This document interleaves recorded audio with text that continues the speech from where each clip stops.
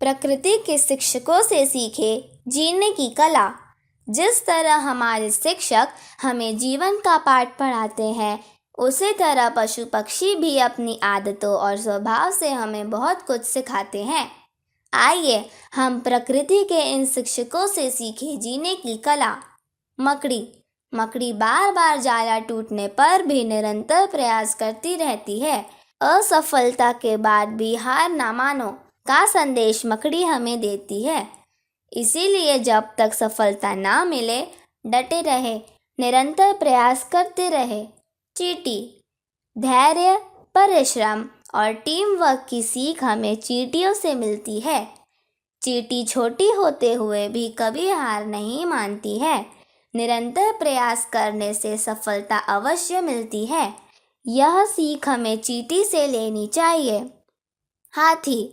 हाथी शक्ति के साथ साथ विनम्रता और सहनशीलता की शिक्षा देता है। साथ ही परिवार और समूह में रहना सिखाता है। शेर। आत्मविश्वास और नेतृत्व क्षमता की सीख हमें शेर से लेनी चाहिए। वह जंगल का राजा होते हुए भी अपने शिकार के लिए परिश्रम करता है।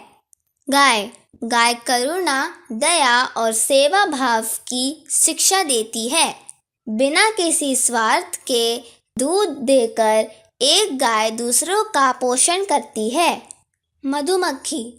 मधुमक्खी सामूहिक कार्य और मेहनत से शहद उत्पन्न करना सिखाती है। सबके साथ मिलकर काम करने की सीख भी हमें मधुमक्खी से मिलती है।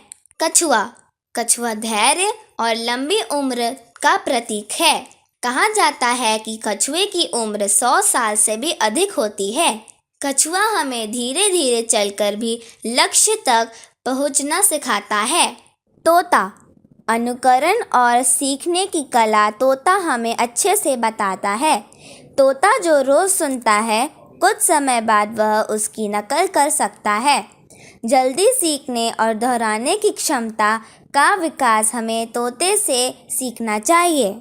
घोड़ा निरंतर दौड़ने और काम करने की क्षमता रखता है। यह हमें सिखाता है कि मेहनत और लगन से हर लक्ष्य को पाया जा सकता है।